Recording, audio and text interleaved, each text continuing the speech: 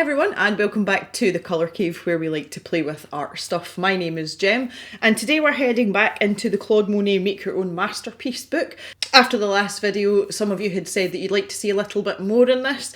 So today's going to be a weird kind of more relaxed video and probably a bit chattier. I know some of you aren't as keen on these types of videos.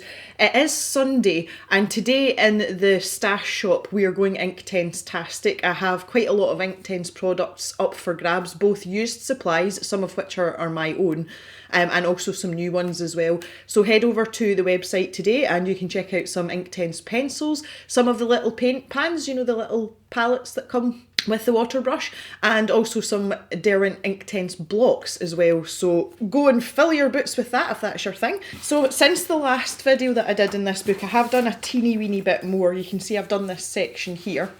And here's my reference picture. I kind of left this bit in the middle because it was starting to pickle my noodle a wee bit.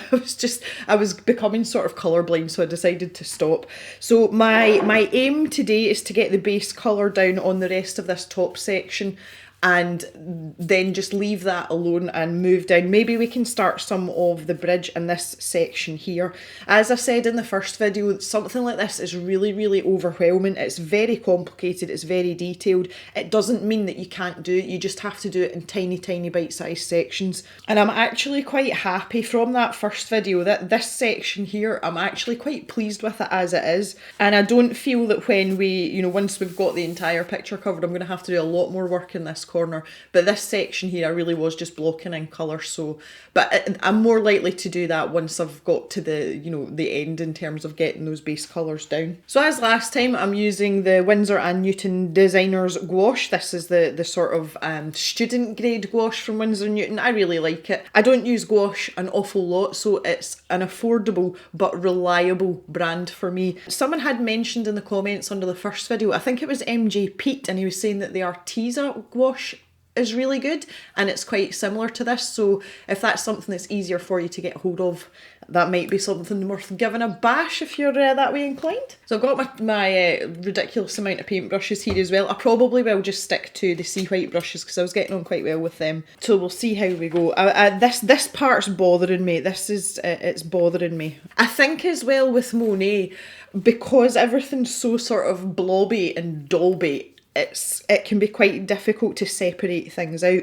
So what I've been trying to do is I've been trying to use the uprights on the bridge as like my reference points, and even use that to work section by section. So you can see that, you know, I kind of like decided that there was enough. You know, that was me last time. I'm going to try and work on this middle section, but I'm just having a look at it here, and I find that if I put this right beside this, see if I pop this here, that makes things a wee bit easier for me, and I can even line it up so that the uprights and the bridge are beside the, you know, the ones on the actual reference image. So I can see here, I've got this section here, and that's this bit here, and that was actually part of the line work, like that's been drawn in. I'll zoom in a wee bit, maybe we'll see a bit better. So yeah, this part here, that was actually drawn in. So it looks like I need to add some more blue, but I just seem to have a lot of blue. And these sort of flicky sections that I've put in, you know, they need to come further over. And I've got a wee bit of green that I maybe need to put in here as well. Okay, instantly that makes me feel a little bit better about this. And we're going to mix some interesting greens. Now the thing over here is there's lots of texture over here. I'm probably not going to be able to get that in this section just because we're using gouache. But we can try and build it up over time. So maybe later on when we come back and start really putting the detail in, we'll be able to get at least some sort of knobbly wobbliness, but we'll see how we go. We've just got to wait and see with these things. Righty ho ho, so I've got a little bit of black, a little bit of Prussian blue, and I've also got some white, which is just out of shot there. And I'm going to mix some more, just like I was talking about there, this middle section. I'm going to mix a few more sort of different blues here and just get that daubed in. So again, I'm back with my little Faber-Castell brush, which I call my mixing brush, and that's just to save my actual paintbrushes and them getting all sort of clodded up with gouache. So I'm going to grab a little bit of this. I say just a damp brush here, nothing crazy going on, and we'll get that sorted out. I've always got a rag with me as well after I clean my brush in my little jar of water that's got paint puck in it. I just like to give it a wee wipe off just to make sure everything's definitely off it. So I might actually go in neat with a little bit of this. So I've got the Sea White number 6 here. And these are synthetic bristle brushes. I like them very much. They're very cheap. And we've got some in the cave stash if it's something that you'd like to try out. So I'm just going to stick in here. Now there is a part outlined here which is supposed to be green. I'm going to try not to clog that up with that too much.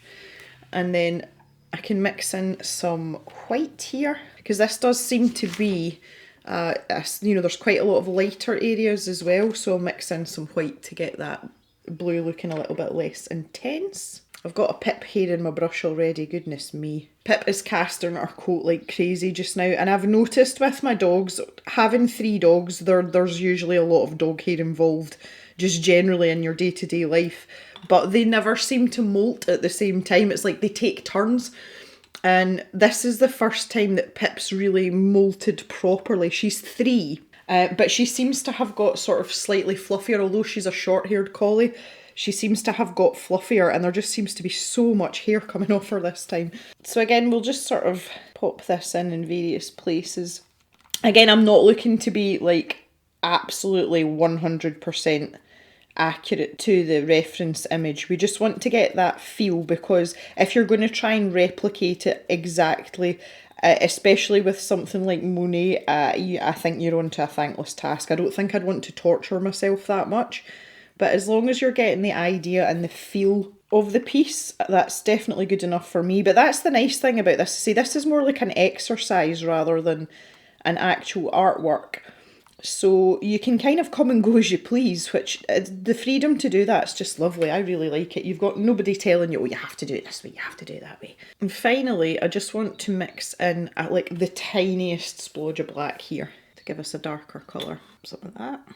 I have to say as well, the paper in this book is taking the gouache pretty well, which I didn't know whether that was going to be an issue. Obviously there is a little bit of buckling, but it's not bad at all. It's not bad at all. So I'm quite impressed with that. Okay, so we'll leave that as is just now, and we'll start working on this green. So generally, stuff happening in the cave and outside the cave.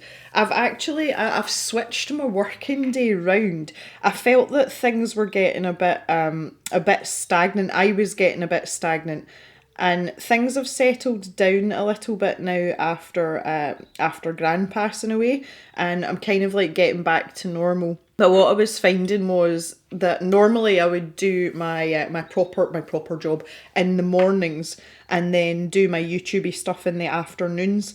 But what I've been finding is I just don't seem to have the motivation and the energy in the afternoons to just to film and edit and, you know, all that kind of stuff. So I decided to start doing my YouTube stuff in the morning and then do like my proper job in the afternoon. I've got some Naples yellow here as well, and that's what I was mixing in with this. That's actually working quite well, so I'm doing most of my filming first thing in the morning now, and it's only 9:15 in the morning just now, but it seems to have, I don't want to use the phrase lit a fire up under me, because I think that's a bit extreme, but it's definitely sort of reset me a little bit and motivated me a little bit.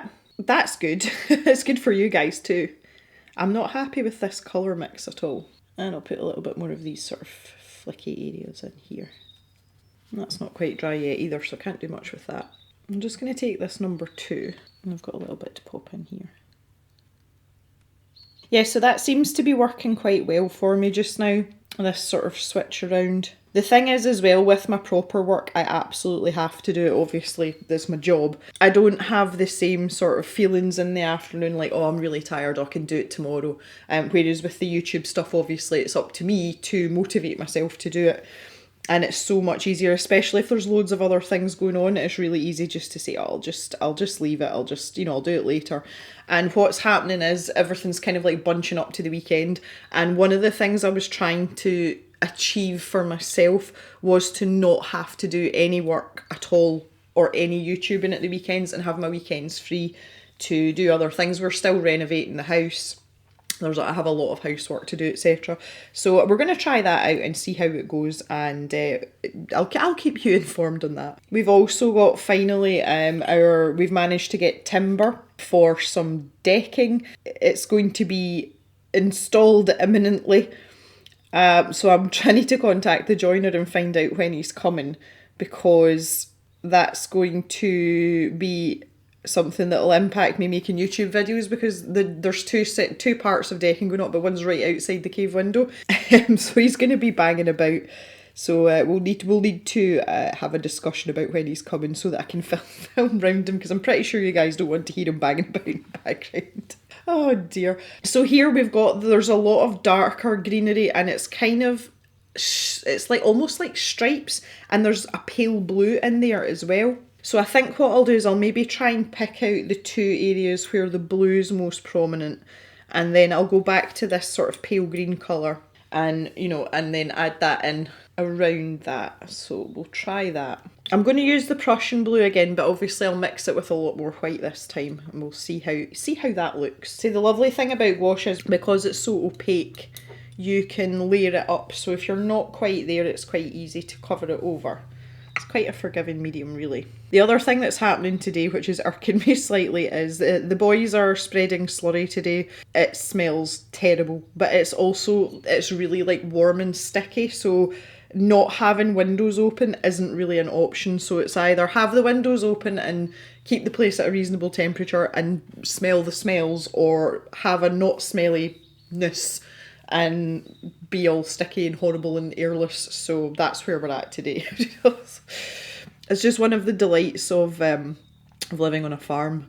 Also as well, you don't want to be hanging your washing out today, because it will come in smelling a cow poop. That's like guaranteed. Okay, let's try this. Now, this looks to be like a little bit here. So I'm kind of following the line art here. And then this section down here seems to be like a mishmash. This part's obviously been painted wet and wet, and that blue has mixed with this sort of darker green that's been used. So if I pop that in there just now, and while it's still damp, I'm going to pick up some of this darker green, and then just with a damp brush we'll kind of like smoosh this together. Maybe pick up some more of this blue. And we'll try and create these sort of hanging parts here in the lighter colour first. And again, there's kind of indications of this, but they're not that accurate, I don't think. But we'll see how we get on. I'll bring this down here. And we've got our two bits of blue and this bit in the middles. And that's almost meeting that part, if I just show you here. This section here and this section here, they're almost touching there. So I want to be bringing that down to like there. And this part's more, it seems to have this colour underneath. Okay, so I've got the neat sap green now, and I'm going to take the number 2 brush, and I want to start working some of these lines in. Now this is the balance of not adding too much water, you know, so we can keep the consistency of what's going on. There seems to be loads of different colours in here, and these have obviously been worked on top of each other. You know, just layer after layer after layer, which is really interesting, and it's not something you would notice straight away. That's what I love about stuff like this. Like, you keep looking and you keep finding things. This needs to be built up here as well. And there's quite a lot of darker colours in here, and it looks to me to be almost black. It may even be like a dark grey, so I'm going to take my I've got neutral grey 3 here, and I find that the neutral grey is really helpful for stuff like this. And if I just lift, even just with this tiny little brush, I don't need to do it with my mixing brush, but if I just take like a smidge of that and then pick up some of the grey, and it just takes the starkness of the black away a wee bit. Just trying to be very light-handed when I'm doing this, because I don't want to flood it with this sort of thing. We've got this really dark edge down here as well, so the grey can help with that too. And that's almost joined on there. Jock's having a wee snort to himself. It cracks me up every time. He's so funny. I have noticed, I mean, he is getting older now. He'll be 9 on his birthday. He'll be 9 at the end of the month. And he's just like, he's snoring a lot more and things now. And when he lies down, he makes these sort of noises, like a proper old person. Bless him. Okay, I'm going to go back to this other green now. And I'm going to start filling in some of this. I've decided I'm going to stick with this wee brush. I quite like it. See, we're almost into turquoisey shades here. So maybe if I lift some of my, I better do this with my mixing brush. This pale blue that I had before. Now this has obviously happened naturally in these areas here. That's obviously been like a base layer of a blue very similar to this, and then Monet has worked in the greens over the top, and that's what's given it this sort of turquoise like tint to it almost, as some of the oil paint is mixing, you know, with the stuff that's underneath. I'm just going to grab a bit of this paler blue that I had. I'm kind of running out of space here. Maybe I'm going to start this on another palette. I'm going to start this on this palette. So there's still a little bit of green on this brush anyway. So I'm going to pop a little bit of that in there and then grab some of my green. Now that's quite close actually.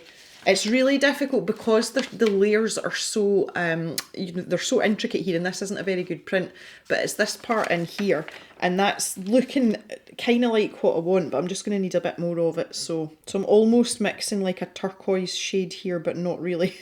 It's not very technical. Oh lordy, I'm sorry. I'm sorry. Right, let's see what that looks like. Yeah, okay, do you know what? I'm going to go for that. Maybe not quite right, but again, we're going to be building layers up on top of it, so, you know, yeah. And I might do this as like as a base layer. I don't really know what's going on in this section, if I'm honest. What I am finding with this book as I go along is the insinuated line work, especially in the foliage areas, is not particularly accurate, and it doesn't seem to pertain to certain sections, because I was kind of using them as like a, you know, like a benchmark or a reference point, and it's not really helping. So I think that in these more complex sections, they've literally just put things in to give you like an idea, which it's not really helping me right now, but it's not a huge problem really. So we've got this section here, this sort of darker section, so it's just to the left of that post. So you can see where I'd stopped earlier. So I'm just going to be brave and fill all this in. There's a lot of like a darker colour like dotted in amongst this, and I can't really tell what it is. It looks like grey, but it could just be a mixture of all the paints that he'd been using, you know, and he's just sort of slapped it in for some contrast. So I'm not entirely sure about that. And this section, this is one of the sections I'm talking about. It looks very, very grey in places. And then we've got these darker patches as well round this part here. So I've got like olive. So yeah, that, you know, it's not pretty. It's not going to look pretty for a long time. But it's actually quite relevant to Monet's style of painting, because if you've ever seen one of his paintings close up, you know, one of the originals, they're an absolute mess. They just look like massive blobs of paint have been like splattered everywhere, and it's only when you take that step back that it actually, you know, makes sense in your mind. And your eyeballs and your brain manage to coordinate to figure out what it's supposed to be. So I think doing one of these books, with it being Monet especially, it's particularly fitting. So I'm not worried, put it that way. There's no way that this picture, as we're doing it just now, is going to look anywhere near anything remotely artistic until really close to the end. And you hear you hear YouTubers, you know, YouTube artists saying it, but you hear regular artists saying it too. You've got to trust in your process a little bit, and what that really means is you have to push through the doubts, because it goes through an ugly stage, and obviously something like this goes through a very extended ugly stage, but that doesn't mean that you're not doing the right thing or it's not going to turn out. It just means that it's going to take a lot longer to get there, a lot longer, and you just have to persevere. And that's something that I felt as a new artist, and not just talking about painting but just arting in general. I really struggled with that, and it made me panic a little bit, because obviously I wasn't confident in my abilities, but that was justified when I was less experienced than I am now. It was one of the reasons that I always decided it didn't matter how terrible something looked, I would still push through and finish it. Even if it didn't turn out particularly well, maybe I could learn a lesson from it and know what not to do next time. Well, I would say even probably a year ago, I wouldn't really have been all that confident in tackling something like this. I'd have just looked at this and gone, absolutely not. That is a bit about perseverance and having a bit of resilience, and I think as well also being able to face up to something that you have created, whether it's an artwork, an original artwork, or something like this, and be able to look it in the face and say, this is really, this is really ugly, and I did this, and like just to be okay with that. That's quite a big step. It's quite a big thing, because you're kind of admitting that you're not perfect, or your artwork's maybe not as good as you want it to be, but in all that, you've got to remember that it's just a stage of the artwork. You've got to be brave sometimes. So I'm just mixing in that blue that I had before with this sort of more minty shade of green that I've got. It's not even minty. But again, this is just back to what I was saying earlier about the greens obviously mixed with the blue in the original painting. So we'll get some of this in. And I'm trying to vary it. I'm picking up a little bit more white or a little bit more green in certain places as I go. And it's just so that we get that variation.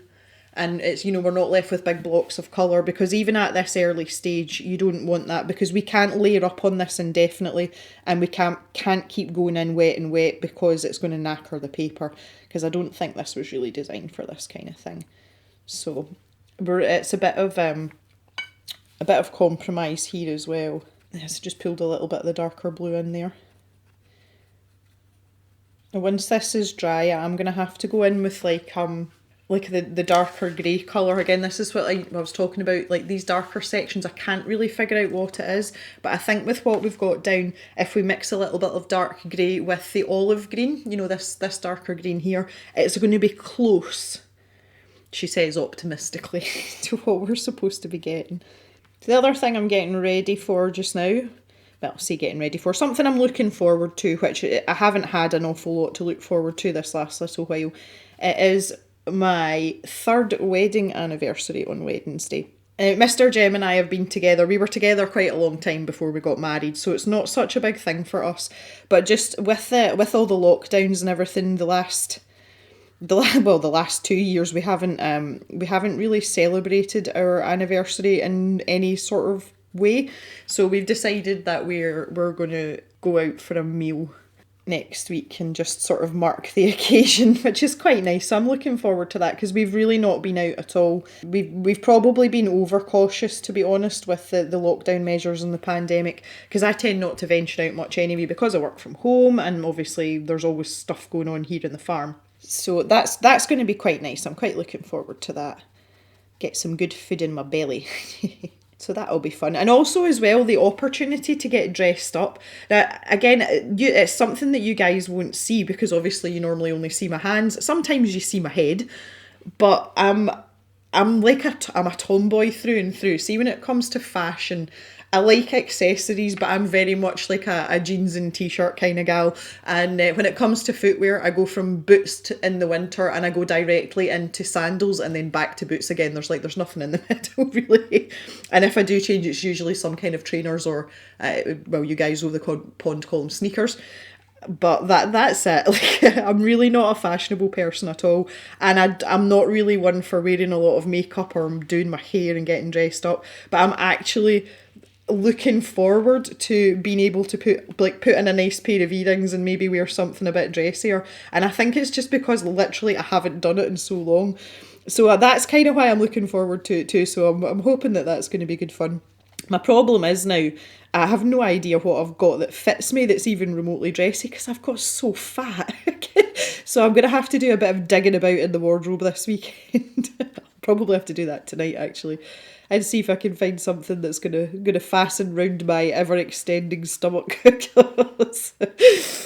But yeah, we'll see. We'll not worry too much about that. I'll just look forward to the fact that I'm getting to go out with my husband, because we really don't do stuff like that very often. We've also got a bit of bone of contention today. Obviously, you're seeing this on Sunday. It is the Euro 2020 final for football today, and this is a very interesting household to be in on this day. Mr. Jem and I aren't huge football fans, but we do kind of follow along, and we'll maybe have it on in the background in the evenings or whatever. But the final is Italy versus England.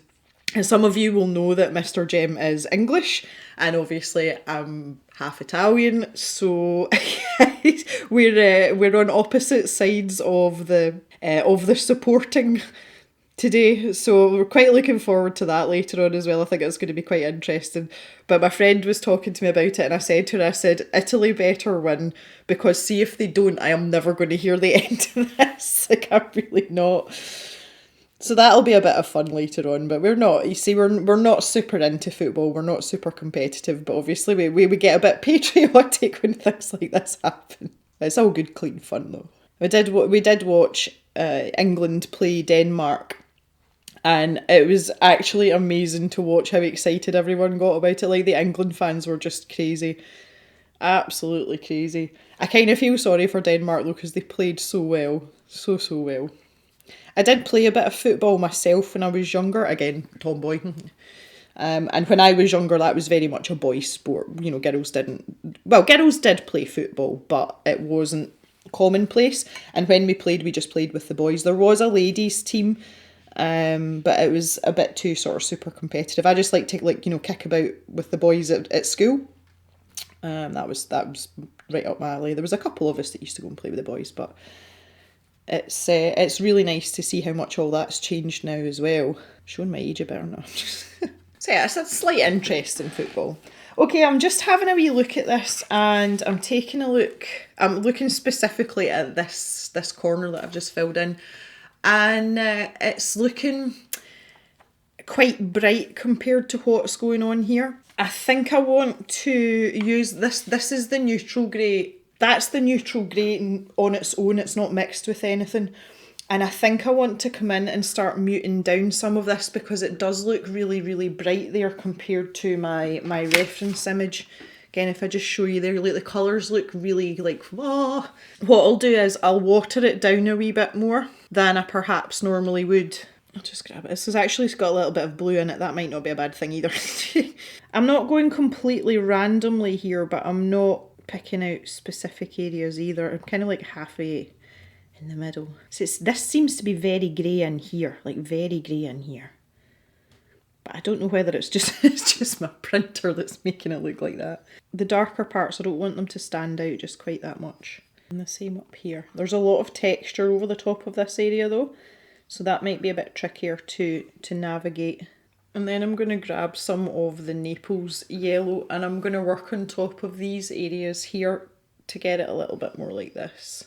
It doesn't actually look the same in the reference image, but there's a definite shift, especially along these top areas. So when I was chatting to my friend last night, she was telling me about her son, and the school holidays have already started in Scotland. The English holidays are slightly later, but the Scottish kids are already on holiday. And she was saying that her son's at that awkward age now where he's not quite a teenager, but it's not really cool to hang out with your mum. And she's wanting to do some things with him over the summer holidays. She's got time off work, but she's very aware that he's reluctant to participate because it's not cool to hang out with your mum. So we were going for suggestions of things that they could do together that he would that he would want to do, but wasn't too sort of like babyish. And I'd suggested that she take him on a car treasure hunt, because that's something that's not weather dependent and they can stop whenever they want, that kind of thing. And if they get bored, or more to the point, if her son gets bored, then, they can just head home. So she was going out to plan this car treasure hunt. And if you've never done one, basically it's a set of clues, and it's to find landmarks in the area. And obviously you drive between them and you have to figure out what it is you're actually looking for. So you have to have a little bit of local knowledge of the area. So I thought that would be quite good, because it would let him engage his brain a little bit. And it means that him and mum could work together. So my friend was really taken with that idea. So I think she was going to get someone to help her so that she didn't know the answers to the clues. So both her and her son were kind of going into it blind, because it would be more fun for her too. So I'm very interested to hear that's what they're doing today. So I'll be interested to hear the outcome of that this evening. The more I look at this, I keep like squinting away at this. These paler blue areas that are in here, there seems to be a tiny touch of this like purpley pinky colour, but it is so subtle, and I've got a funny feeling that if I start sticking this in, it's going to look a bit ridiculous. So what I'm going to do is I'm literally just going to dip my brush in the tube. So that was a brilliant violet, and this colour is immense. Yeah, like, so I've literally just dipped that size 2 brush in there. And I'm going to stick it in my neutral grey and give that a little bit of a mix. Ah, that's so subtle. And these areas where I've put this grey in, I'm just going to add a little bit of this in as well. I'm quite impressed with myself. Okay, good. So there's an interesting trick for you. And then I just want to add a little bit of the black in, just make this a little bit darker. Dry brush strokes are pretty good here, and it gives that sort of willowy effect. I'm assuming that's, you know, because it's something that's, better show you that way, like hanging down. So that's given us a little bit of texture as well. I could probably do with a little bit more of that. Okay, I'm going to stop there on that top section. If I just zoom out a wee bit and I can show you next to what's going on here. So just generally, this is going to be a brighter iteration of what's going on here. The camera's picking it up slightly differently. But in terms of having like the base colours down, I'm actually quite satisfied with what's here. So just before we stop, I would like to have a little go at parts of this bridge. Now there's quite a lot of colours going on here, and I know we put in, you know, a bit of the black and the green last time. We've got this blue colour, there's greys in there, there's off-whites. So this is going to be quite interesting. So what I think first of all is the lighter sections, they're very, very close to this neutral grey. So this is obviously the lights hitting the bridge on this part here. So I'm going to section off what's left of my neutral grey here, and I'm going to add some white to it. Pull it over. Again, I'll go back to this other palette. This is just an old IKEA plate. This was one of they used to do like starter kits of cutlery and crockery for students, and that was one of those plates. That's how old that plate is, and it is just literally a cheap plate. There's nothing fancy about this. I just like to mix paint on ceramic. I get on better with it and I like it, so I'm not using anything fancy. This one was a gift, but I really like this palette actually because it's got the 2 different shapes of the wells. So I'll splodge a little bit of that in there. Only need a tiny amount, this is the thing. Okay, I'm going to need all this white. I think we're going to have to go over this with actual white. But I'm going to grab a little bit of this. I'm still sticking with this size 2 brush because it's fabulous. These areas, now that's a blue blob there. This part that's been outlined. Again, maybe zoom in a little bit. See. That's one thing. The line work round the bridge is quite accurate, so you know, you can be a bit more confident with your paint strokes and following the lines that are there. But it looks to me as if he has put the bridge in grey and then used a white over the top of it.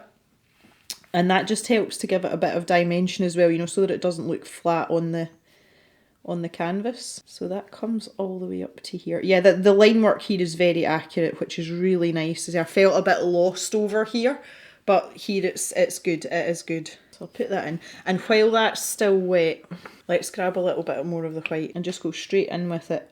Then that might give me what I'm looking for. It's not far off, to be fair. I'm going to put a splodge of white down in this part here. And just very quickly pick up a tiny bit of this blue and just stick it in there and then clean my brush. So I've only put the weeniest amount of blue in there. And then again, I'm just going to grab some of this white and I'm actually going to blend this out as much as possible. I think that's about as subtle as I can get it, if I'm honest, so that's good. And this section where there's the gap, if you see the black line that I've got there, it almost fades into a dark green. And then it just sort of smudges out into nothing. So if I stick that in there, and then when I get down to this bottom edge, deliberately like smoosh it in with the white there, and then we can work on just sort of merging that together, and then do the same in the bottom edge here as well, and then get that out to white. That's difficult. That's difficult, but yeah, okay. Quite happy with that. Now this underneath edge, so this is like the far away side of the bridge rail. I'm going to do the same thing again. I'm going to grab this grey And while this is still wet, try and stay in the lines. Again, it doesn't really matter if you don't stay in the lines because you just paint over it. I'm paying particular attention to the highlights here, and you can see that this area in here is very white. So we want to make sure that we're getting that in. Because this is one of the things with the foliage, you can be quite loose and sort of wishy-washy, and you know, you'll get the feel of it. But if you take sections like this that are quite rigid and quite defined, you're kind of anchoring yourself to the original picture. You know, so that you're keeping that familiarity, and that's a really nice way to be able to, you know, it's, when people look at the picture, they're not going to be like, that looks nothing like it. Now again, this has got like a green tint to it, so I would suspect that Mr. Monet maybe didn't clean his brush entirely and just, you know, picked up the next layer of paint and went for it. Whether it was intentional or not, obviously, it's just speculation, but that would be one explanation for what's going on here. Okay, let's stop there. Wow, that's stressful. Right, guys, I'm going to call it quits here. I think that's quite an appropriate place to stop.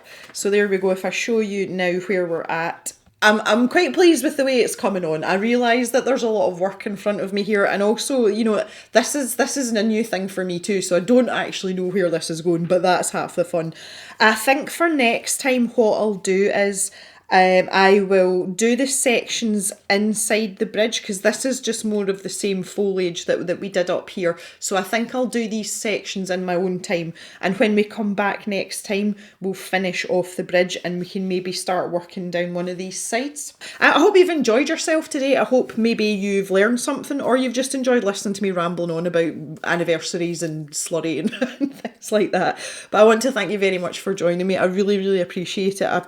I absolutely am indebted to you for your ongoing support, because you're all a lovely bunch of people, especially this last little while with everything that's been going on with me. You've been absolutely wonderful. So thank you once again. Please stay safe and take care of each other.